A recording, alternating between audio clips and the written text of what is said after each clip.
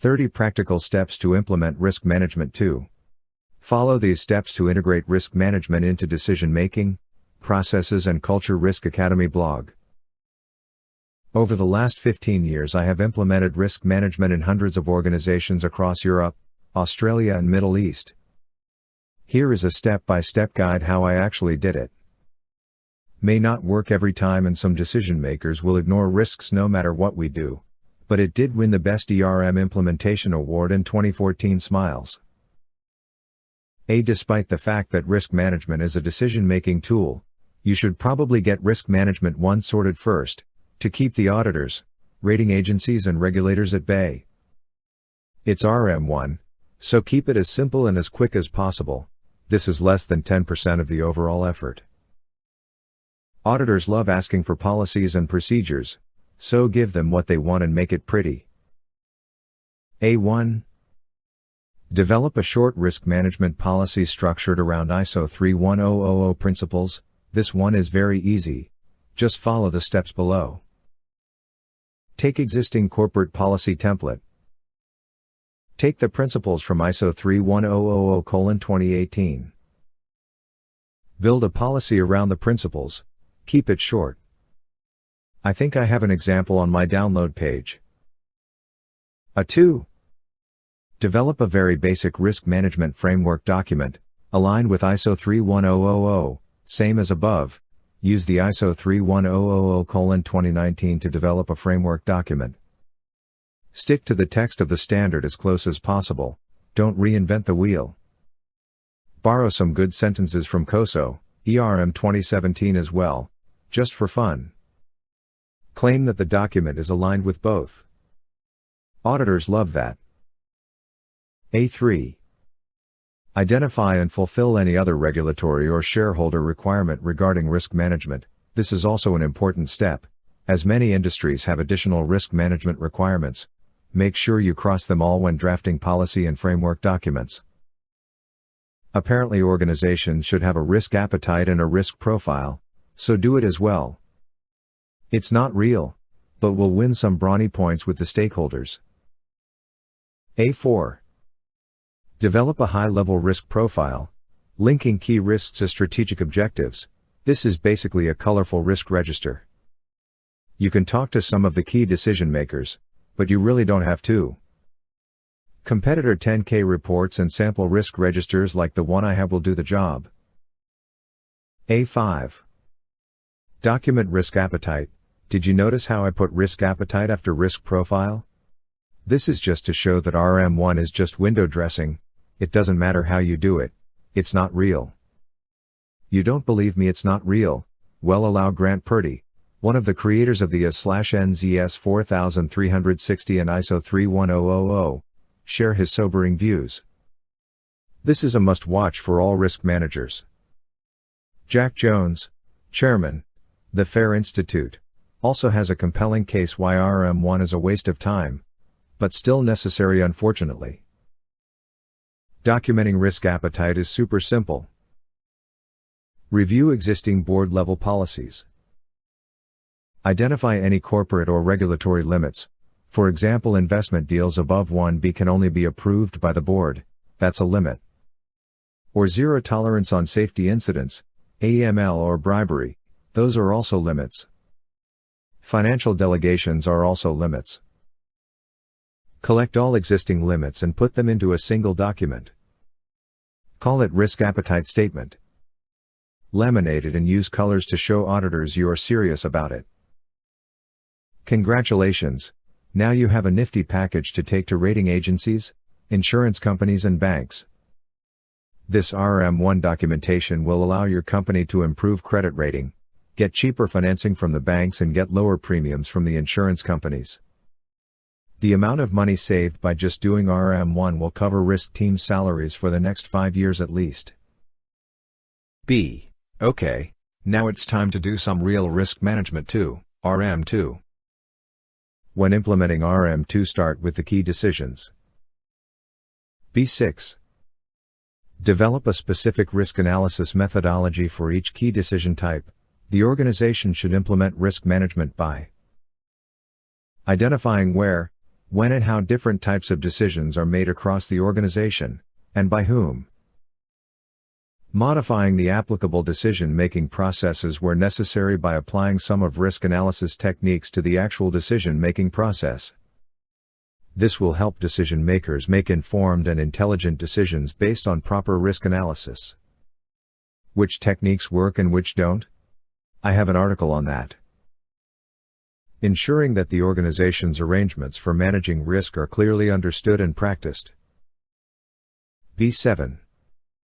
Provide tools to the decision makers or perform risk analysis on key decisions yourself.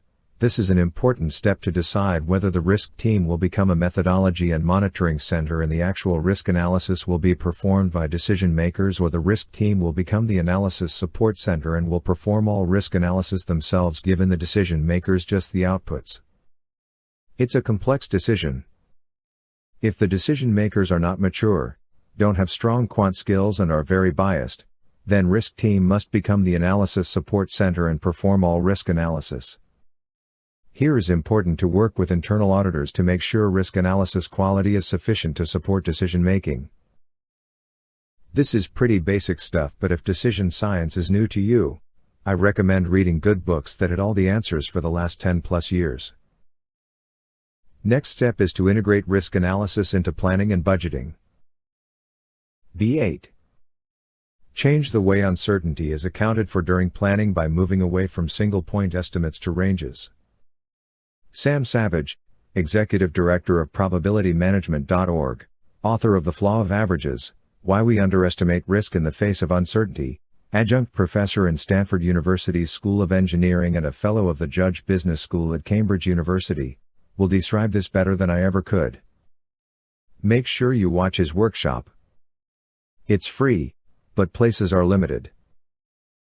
B9. Replace traditional scenarios run by finance with more sophisticated risk modeling. How?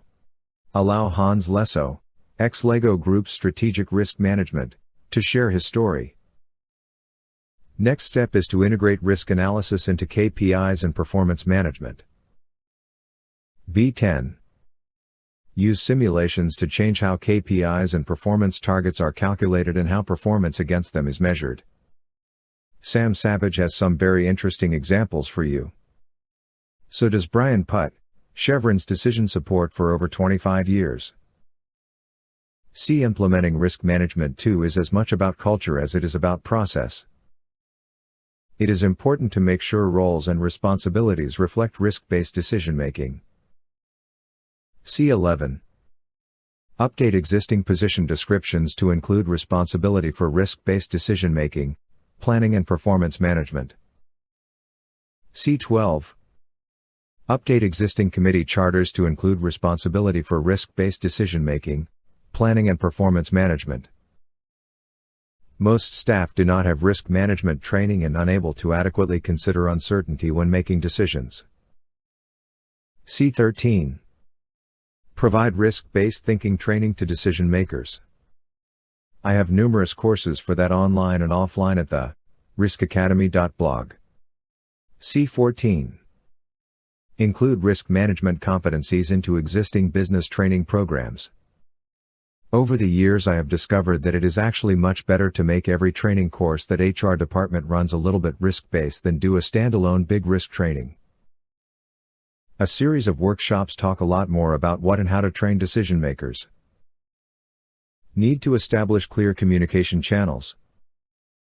Here are some ideas. C15.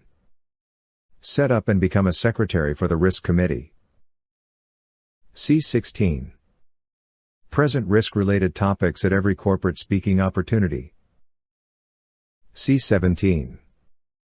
Include risk management topics on the meeting agendas. C18. Write risk management speeches for executives at every opportunity. C19. Participate in corporate events and run own risk competitions. It is important to provide transparency through disclosure as well. C20. Disclose information about risk-based decision-making in the annual report. C21. Disclose information about risk-based decision-making on the corporate intranet. C22. Disclose information about risk-based decision-making on the corporate website.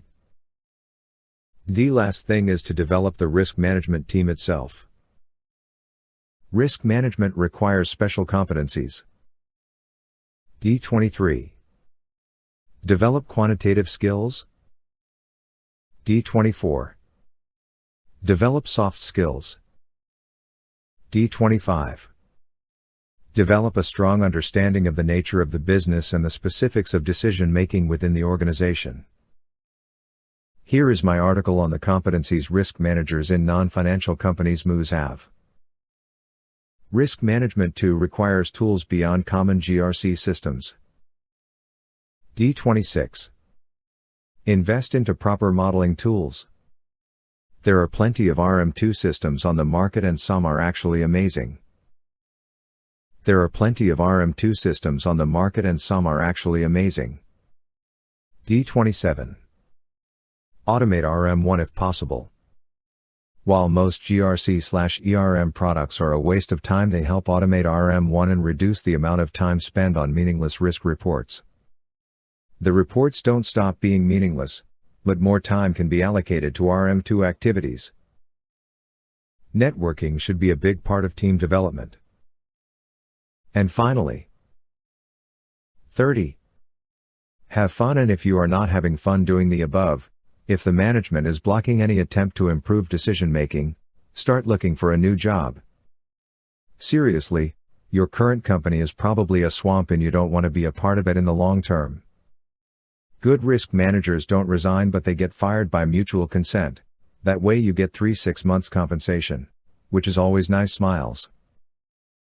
Risk Academy offers online courses plus buy now informed risk-taking. Learn 15 practical steps on integrating risk management into decision-making, business processes, organizational culture and other activities. 19,99 plus buy now ISO 31000 Integrating Risk Management. Alex Sidorenko, known for his risk management blog, www.riskacademy.blog, has created a 25-step program to integrate risk management into decision-making, core business processes and the overall culture of the organization. 199,999 plus buy now, 31,000 to 2018. 19,999,99. Like this, like loading.